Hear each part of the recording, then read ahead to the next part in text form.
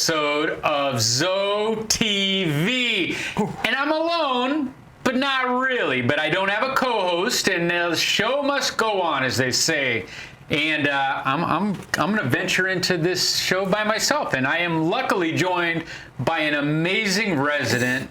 I know you have seen her out there. She always wears hats. She always has a smile on her face. And she's known across the world as Sweet Dora Mowry. Sweet Dora Mowry. Yep, that's what I've been known. So first, Sweet Dora, thank you for joining myself and I. Oh, because it would be pretty lonely on the show with just me. Yeah, well, there's three of you to start with. Oh, I like that. So Sweet Dora, let's learn a little bit about you. You've got, when your name's Sweet Dora, you've got a reputation to uphold. Yep. So let's start there. How did you become Sweet Dora? Well, I worked for the school system in my kids' grade school. And one day I did something nice for the secretary. So she started calling me Sweet Dora.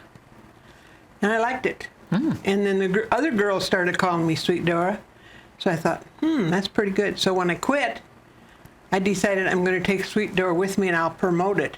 So I've been promoting it ever since 1967. Wow. So this started in the 60s. Yep. For somebody that's only 40. So for this is like a brand. This is your brand. My brand. This is your brand. You promote yourself as Sweet Dora. You have business cards. I do. I should have brought some. That's okay. We'll post it. If anybody would like a business card of Sweet Dora, we'll make sure we have some available. Yeah, right. And where do you pass these out to? Just anybody that you meet? Well, since we moved here, I didn't want to have to write all those down and send them out. So my son made me these little cards. So I just passed them out. He gave me about this many. I don't know how many was in the thing. Okay. But I only got about this many left. You're really doing some work. You're getting them out. Because I want to get to know the people. Yeah, well, that's why you have such an infectious personality. You have a great laugh, a great smile, and you do have that sweet demeanor. And I've gotten to know you pretty well through workout and through Zoe Life. But I know you will resonate, being fairly new on this campus, to a lot of residents. So when did you come to Glencroft? In the middle of January. But the first thing happened when I got here is I got COVID. So when you got on campus? No, 2 days after I moved in, I had COVID. I didn't go to the doctor, but I had a really strange temperature on Saturday night, Tuesday night, and Thursday night. Those 3 nights I had a temperature. And I said, that's kind of weird. Why wouldn't they be all together? And our pastor, his family had COVID, and he said that's what they did. That's what happened to them too. Right? So I said, I guess I got it. But I slept. Man, did I sleep! I sleep 14 hours a day. And that's very unlike you. That's right. I was resting up for coming on the grounds here. So you had just got on campus 2 days, and you got hit with that blow. Wow. But I'm tough. You are tough. I come from tough stock. So you got through COVID. You bounced back. You have family in town. Yes, I have 2 sons in town. Okay, let's talk about that. Where are they at? Now, Dean's in Scottsdale. He's a real estate guy. He and his wife. Okay. Real estate. And my oldest son is retired.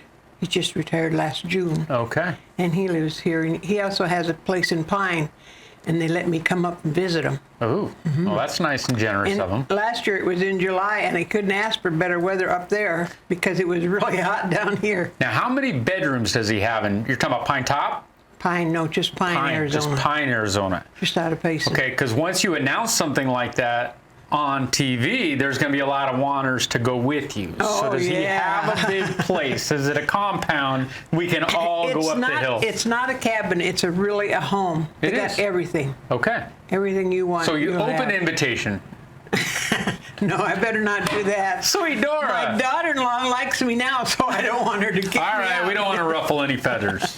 No, you won't ruffle any feathers. Okay, so let's go back to the school system. And where did you do all that? Where are you from originally? Well, they used to say crow laid me on the fence post and the sun hatched me, but I was born in Highmore, South Dakota. Oh. And it's a very small town. Okay. And when I was back there last year, I think that the numbers there was only in the hundreds. Of People that People live there, that live residents. there now, yeah. Wow, tiny. So what would be the They're- nearest bigger town? Well, Miller's a little bigger, but it's only about 1,900. Oh my goodness. I'm 79 miles. I was 79 miles from the capital, which is Pierre, Okay. but it's not very big either. But when I got done with high school, I said I wanted to go to the big city. So we went to Sioux Falls, which is the largest city Sure. in the state. And at that time, they were 50,000 people. Oh my gosh. But we had to walk everywhere, so I was glad it wasn't any bigger. But that was a big jump from what you came Yes, from. definitely. And I found Ken, and I wouldn't let him go. Okay. So I met him there, and we got married In Sioux Falls? in Sioux Falls. Okay. And then what years would this have been? This What- was in 53. Okay. Well, I met him in 52, but we got married in 53. Okay. And he traveled a lot. He was with Western Electric. Okay. You know about Western Electric? No, tell me. Well, they do the telephone buildings. They put Okay. all the stuff in there. Oh. You go in an empty building, and lo and behold, before you know it, it's just gobs and gobs of wires, and they got to know where to put all those wires. So in comes Western Electric. That's why you got phones. Ah. But it's changed so much now. So he traveled a lot doing that. He did. Did you But he travel with him? I did after he was promoted to manager in Flagstaff. Oh. So in 1970 we moved to Flagstaff. Oh my So gosh. then I got to go with him. So you lived in Flagstaff in 1970. Uh-huh. So you got to see Flagstaff a lot different than we see it nowadays. Last year when we went through there, I was shocked that we'd never had any tall buildings in Flagstaff. And now there's big, tall buildings. Right. But you had that downtown area was there, right? With some of those Yeah. old hotels that you see by the but railroad tracks. they weren't really that big. But they were tiny. They were, for a small town, it was Monte Vista. Is that? Monte Vista. Yeah, the Monte Vista. I've stayed there. Yep. It's supposed to be haunted. Probably is. I don't know. They got all the books in there. But that Flagstaff has changed, like we all have. All these cities have changed. Yes, But it man. has changed a bundle. So how long did you live there for? About 13 years. Oh, wow. And then we came back to Phoenix when Ken retired. He Okay. retired at a very young age. So where did your kids go to high school?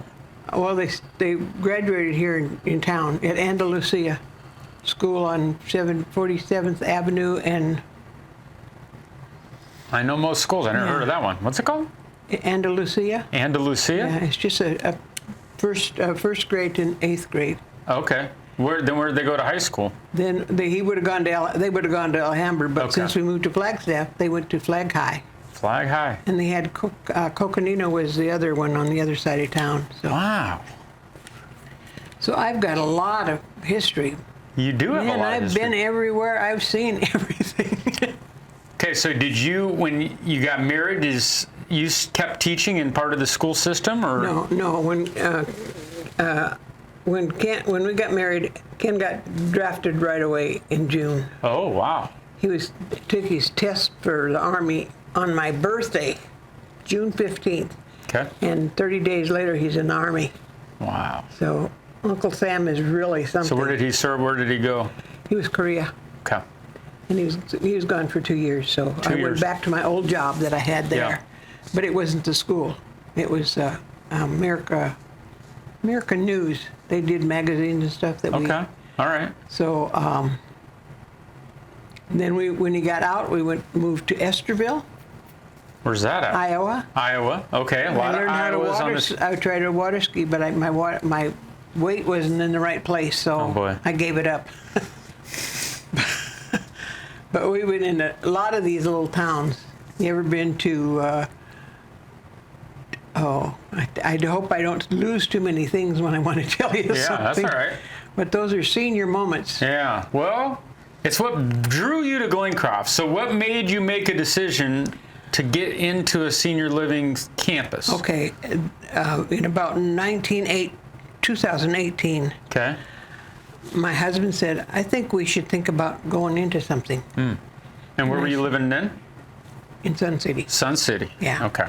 And I said, well, I don't know if I really need to do that. He says, well, I think you work too hard. And I said, no, it's not too hard. I like what I do. I love cooking. I love baking. And I did quite a bit of it. I'm not doing so hot now these days, but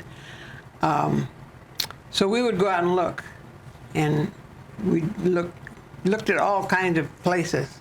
Sun City, all over, everywhere. We were mostly on the west side of town. All right.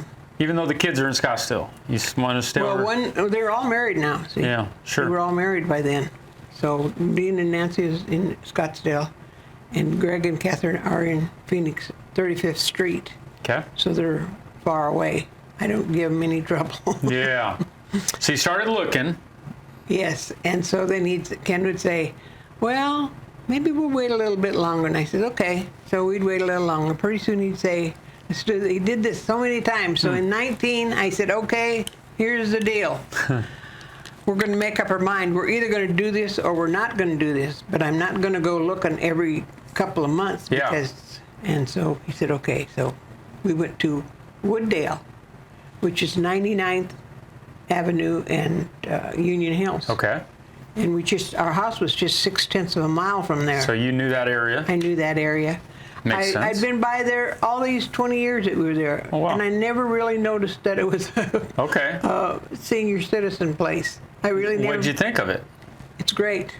I really enjoyed it. So you were there? I was there. For how long? Well, we moved in the 1st of June. Okay. And in January, Ken fell in the night on, I think it was the 23rd of January, broke his collarbone. He goes to the hospital.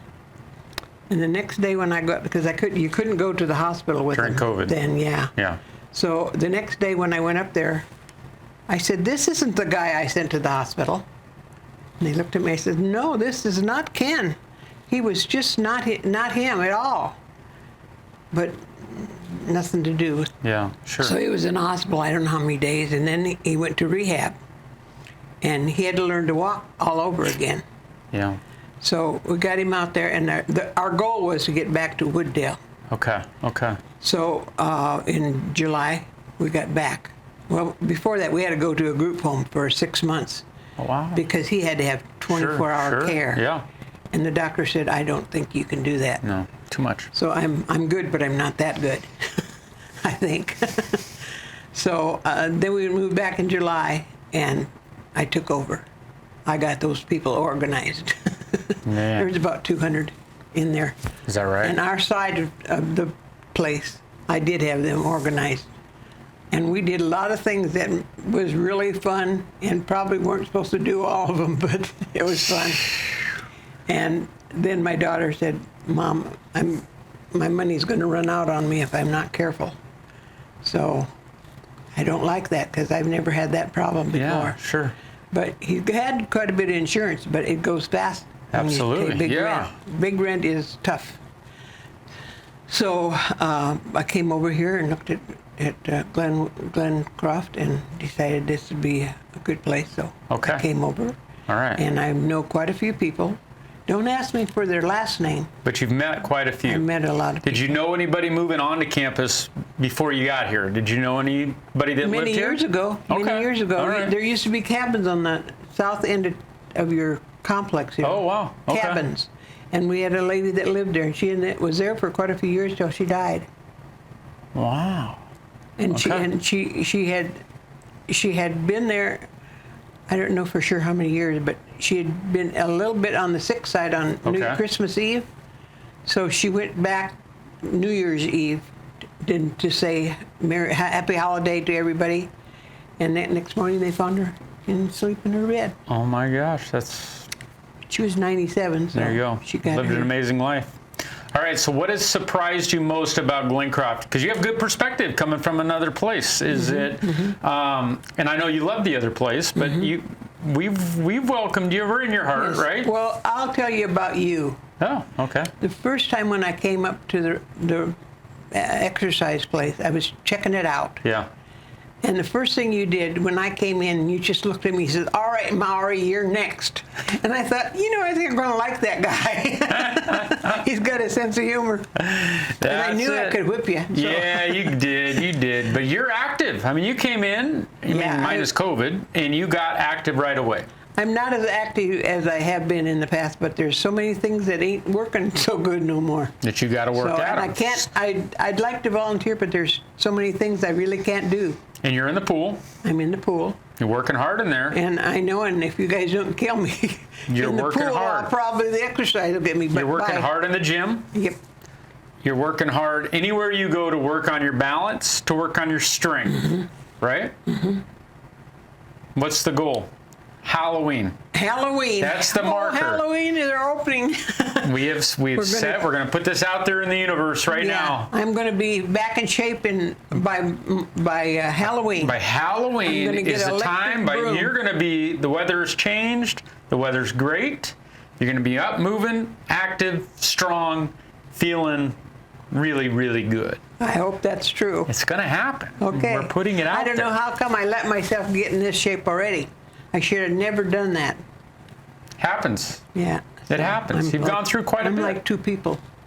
I was a skinny kid. You're amazing. All right. Sweet Dora, what else do you want them to know about you? Is there any last thing you want to share to the people out there at Glencrop that are now going to know you as Sweet Dora, might come for a business card? Is there any other little tidbits? Well, I make cookies a lot, and if you want a cookie, just knock on my door. If I got 'em, I will testify.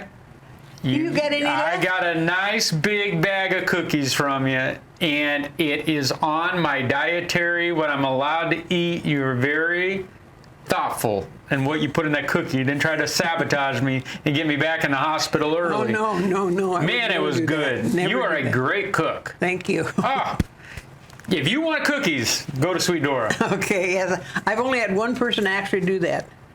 Come and knock on my door and say, "You got any cookies?" And Now I've you're been gonna have a telling bunch. everybody that if you want cookies, let me know. I'll make cookies. Now you're going to have a bunch. Oh dear. Awesome. We had a cookie party at our court. Yeah. We're in court 6, and everybody said that's the best court. So I thought, well, Valentine's will have something. Yeah, right. We didn't have anything. What? So St. Patrick's Day, they said we were going to have a cookie party. So I said, okay. So I said to Annie, I'll help make cookies. Yeah, of course. She said, okay. So the notice came out and says, cookie party, and Dora's making the cookies. And I thought, whoa, I better find out how many people Well, we're you should have said, talking who's about. Dora? Because you're Sweet Dora. Yeah, right. Somebody else. Yeah. So anyway, I said, how many cookies do we need for this? Oh, boy. And she says, oh, we usually only get about 10 or 12. And I says, what? That's not even enough people for a batch.